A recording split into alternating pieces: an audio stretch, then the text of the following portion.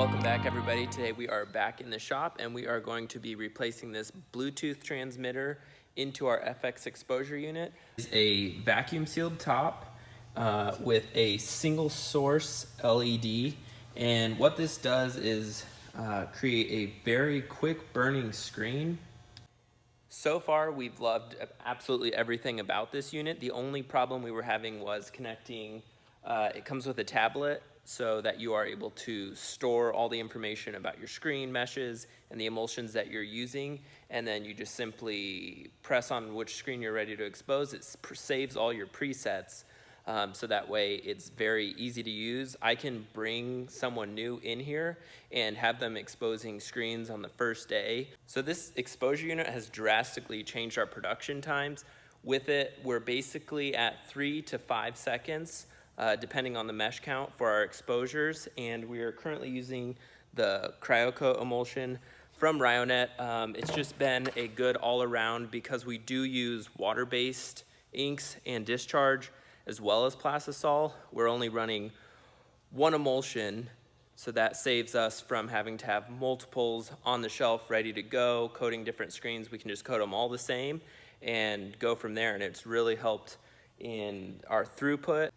And I think our favorite feature with this is just having the tablet, and that helps us to store all our mesh counts and really dial in the times on each of those. And the only problem that we were running into was the Bluetooth between the tablet and the exposure unit itself. We were having trouble connecting, so Ryonet did have a solution, and I believe this is in all their newer ones, so you don't have to buy the replacement part.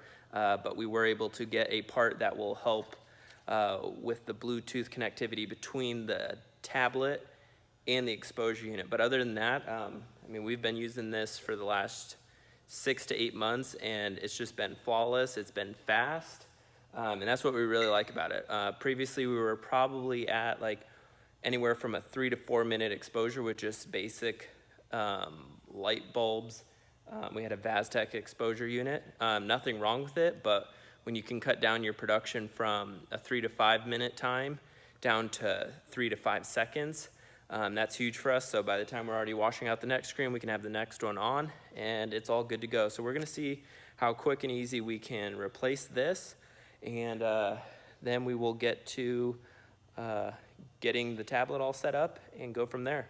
Okay, so we took the glass out, and it is actually, basically, what it is an extension of this cord that hooks into where the tablet goes in, and it runs down through here, and now the new piece is right there, and we're plugging the blue one, which is this new tall one, in replacing the one that was actually attached to the wall.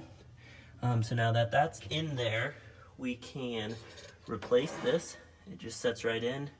Make sure that you don't drop anything into the center where the light is.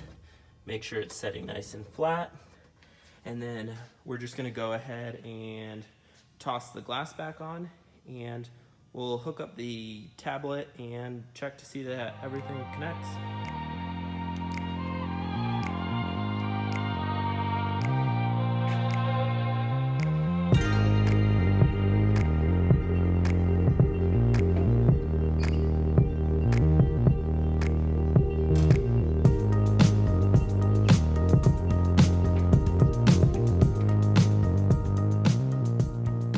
Also, it's just important to make sure if you do take the glass on and off that you are replacing it with the same side facing up. That way when you go to clean it, you know that all the marks or any dust that was on there is still on the top side, and you can reach it by cleaning it.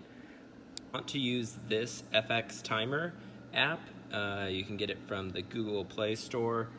We had the other version, and this is, I believe, the most updated or up-to-date app that they have for this, so it should run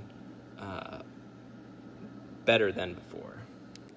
All right, so we got everything put back together. We have the tablet here set up, back installed in its case with the charger cable going to it.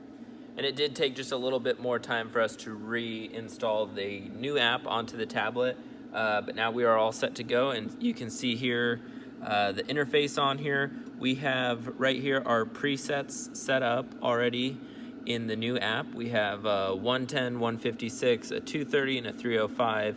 And basically, our exposure times are set up here, starting at 5 seconds, and then the higher mesh, we're down to just around 3 seconds. So what's really nice about the CryoCoat is, although it is very fast exposing, it needs a very powerful light source to actually expose. So we are able to, in just this lighting, bring our screens out, set them up on the registration table, and then go to the exposure unit while we're still in production on the other side of the shop. And because it needs that powerful light, the light in our shop is not going to start the exposure process. So we are able to do that in the same space, run all of this, and we're doing it pretty quick. So I do like that a lot about the CryoCoat. And to kind of wrap up a little bit of an overview on this exposure unit, I would give it a 10 out of 10. It just eliminates so much wasted time and helps with our throughput. And it's something that, although they are expensive, you are really investing in ease of use. And that's something that I can bring somebody in here, show them 1 or 2 times, and they're gonna be able to run this.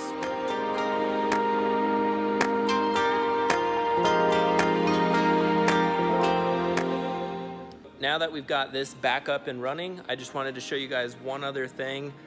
We are trying to transition now over to the tapeless screens, and I've seen quite a few places starting to use these, and I wanted to test them out before we did a video on them to kind of see how we like them, see how the reclaiming process was it actually faster. So far we have been happy with them. They do cut down a lot on tape. I will say that I still do, for longer runs, I'll run just a runner on the back side just to prevent any wear through with the squeegees.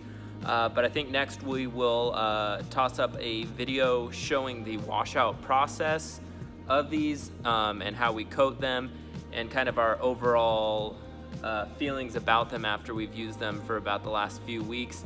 As you can see, we have more than enough screens now to reclaim. So we'll see you guys next time. Thanks again for checking in. If you guys have any questions, drop them below. I'd be happy to answer. We'll see you guys next time.